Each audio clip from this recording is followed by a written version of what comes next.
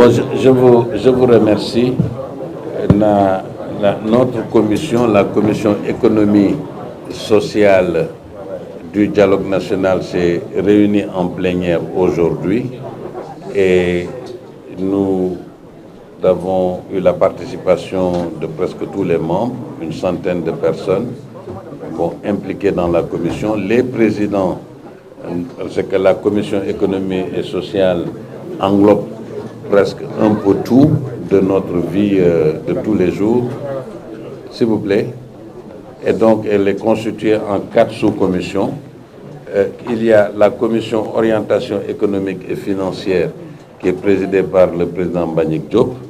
Il y a la commission ou la sous-commission travail, emploi, protection sociale qui est présidée par Madame Nicole Gakou. Il y a la sous-commission secteur productif, donc qui traite des problématiques du secteur primaire, secondaire, tertiaire de l'économie réelle, présidée par M. Saliou Sarr. Et la cohésion nationale, la commission 4, cohésion nationale et inclusion sociale, qui inclut la culture, les arts, le sport, la religion, les coutumes, donc présidée par le président Alioune Badara Bèye. Nous avions donc tenu notre première réunion en plénière d'aujourd'hui, où nous avions adopté des termes de référence de notre commission et le calendrier de travail que nous avions soumis à cette même plénière. Donc, nous avions échangé sur les objectifs que nous devions atteindre. Nous avions mis à niveau les nouveaux membres qui sont devenus membres de cette grande commission. Bien sûr, tout le monde a dit et redit l'importance de cette commission dans le cadre de ce dialogue national, parce que c'est la commission qui traite des questions de vie des gens, c'est-à-dire de la vie, de la production, du travail, des problèmes de cherté, de jeunesse, de santé. En fait, toutes les questions sont traitées ici. Nous avions dit aussi que nous avions déjà, quand le dialogue de 2019 était lancé, qui a été interrompu par la Covid, cette commission avait déjà fourni un énorme travail.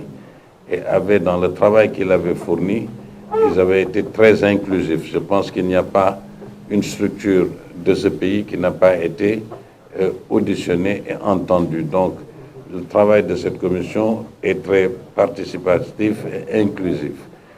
Et c'était aussi de notre devoir, dans le cadre de cette reprise, de dire le travail que nous avions déjà fait, nous devions, dans un délai court, le réactualiser par le fait que le monde a changé un peu entre-temps. Différentes choses ont changé. Quelqu'un du sport disait tout à l'heure, quand en 2019, le football n'avait jamais gagné. Mais en 2023, on a gagné, 2022-2023, toutes les compétitions africaines. Donc, des réactualisations de ces choses deviennent absolument nécessaires dans tous les secteurs de notre vie. Et donc, c'est l'exercice en lequel les différents présidents de commission sont invités et les membres de ces différentes commissions. Donc, le calendrier, comme j'ai dit, de travail leur a été donné et ils vont le démarrer tout de suite pour que nous puissions, d'ici les 10 jours à venir, qu'on termine complètement notre rapport et qu'on puisse le remettre. Les thèmes de référence, ils sont multiples, les thèmes de référence.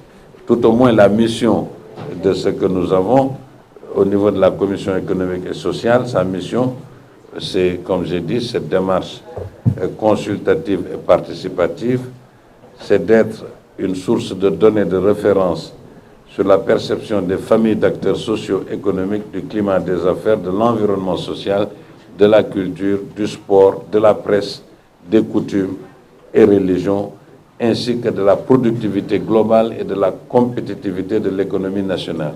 C'est aussi de recueillir et d'analyser les préoccupations majeures des familles d'acteurs socio-économiques dans le cadre de leur activité. C'est aussi d'apprécier les orientations de la politique macroéconomique et des politiques sectorielles du gouvernement à travers les départements ministériels, les agences et autres démembrements de l'État jouant un rôle primordial dans le développement socio-économique. Et enfin, de formuler des recommandations et propositions consensuelles privilégiant l'intérêt national et à même d'impulser plus de croissance économique inclusive, d'emplois productifs, de justice et de progrès social. Après cela, bien sûr, de consigner l'ensemble de ces travaux réalisés dans un document et de le soumettre à l'appréciation du chef de l'État. Nous, dans notre calendrier que nous avons élaboré au sein de notre commission, les présidents de sous-commission travaillent toute la semaine. Nous avons une autre plénière le 20 et donc notre rapport sera déposé, comme dans le cadre global, au plus tard le 22 au dialogue national, qui va faire la synthèse des différentes commissions qu'on devra donner, je pense, au président le 23.